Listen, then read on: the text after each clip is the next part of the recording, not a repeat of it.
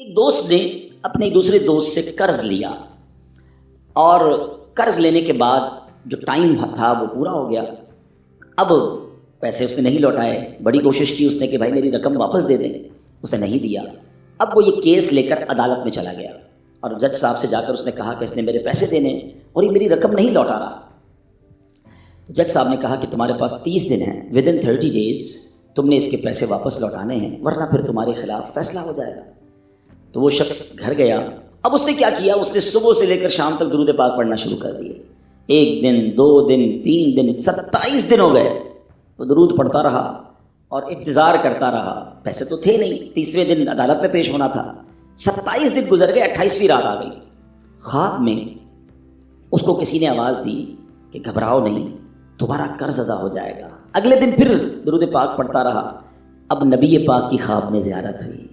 آقا علیہ الصلوۃ والسلام تشریف لائے، فرمایا گھبراؤ نہیں، تمہارا قرض ادا ہو جائے گا. تم علی بن عیسیٰ وزیر کے پاس جاؤ اور اس سے کہو وہ تمہارا قرض ادا کر دے گا. اب جب صبح اٹھا تو بہت خوش کہ نبی پاک کی زیارت مجھے ہو گئی. لیکن پھر خیال آیا کہ میں اگر وزیر صاحب کے پاس گیا اور انہوں نے مجھ سے کوئی ایویڈنس مانگ لیا، کوئی پروف مانگا کہ میں کیسے مان لوں تمہیں نبی پاک نے بھیجا ہے، تو اس بات پر تو میرے پاس کوئی دلیل نہیں ہے.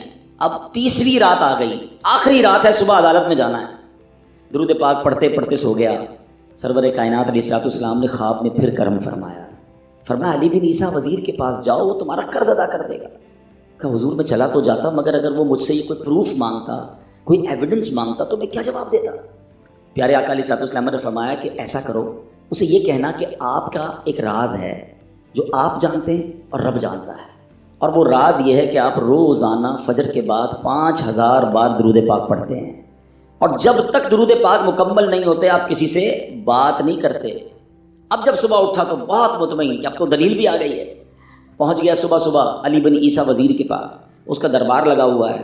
اس نے پیغام بھجوایا کہ میں علی بن عیسیٰ وزیر صاحب سے اکیلے میں ملنا چاہتا ہوں، پیغام لایا ہوں. درباری نے آ کر پوچھا، وزیر صاحب پوچھ رہے ہیں کس کا پیغام لایا ہو؟ کہا میں نبی پاک علیہ الصلوۃ والسلام کا پیغام لایا. فوراً وزیر صاحب نے بلا لیا. کہا فرمائیے. کہ مجھے میرے آقا علیہ الصلوۃ والسلام نے کہا ہے کہ آپ میرا قرض ادا کر دیں. میں 3000 دینار کا مقروض ہوں. Today is the last day in the court. آج مجھے کورٹ میں پیش ہونا ہے. اگر آج میں نے اپنا قرض ادا نہ کیا تو مجھے جو ہے وہ سزا ہو سکتی ہے. علی بن عیسیٰ کہتا ہے میں بالکل آپ کا قرض تو ادا کر سکتا ہوں، مگر مجھے کیسے پتہ چلے، کوئی دلیل ہے، کوئی پروف ہے کہ آپ کو نبی پاک علیہ الصلوۃ والسلام نے بھیجا ہے. کہتا ہے ہاں، خالی ہاتھ نہیں آیا، آقا نے دلیل بھی عطا فرمائی ہے. اچھا بتائیے کیا دلیل ہے؟ کہ دلیل یہ ہے کہ آپ کا ایک راز ہے جو صرف آپ جانتے ہیں اور آپ کا رب جانتا ہے.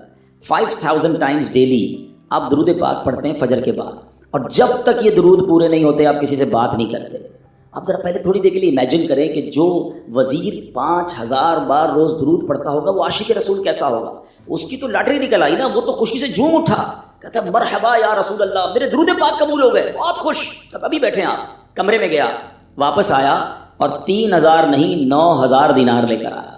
کہتے 3000 تو نبی پاک کا حکم، مرحبا یا رسول اللہ، 3000 اور لیجیے، آپ نے اتنی اچھی خبر مجھے سنائی، اتنا پیارا خواب سنایا، آپ کے قدم میرے گھر تک آئے، اور 3000 مزید لے جائیے، اس سے اپنے بچوں کے لیے کوئی کاروبار شروع کیجیے اور ایک وعدہ بھی کیجیے، زندگی میں آئندہ جب بھی آپ کو کوئی ضرورت پڑے گی نا آپ میرے پاس آئیں گے، میں آپ کا بھائی ہوں.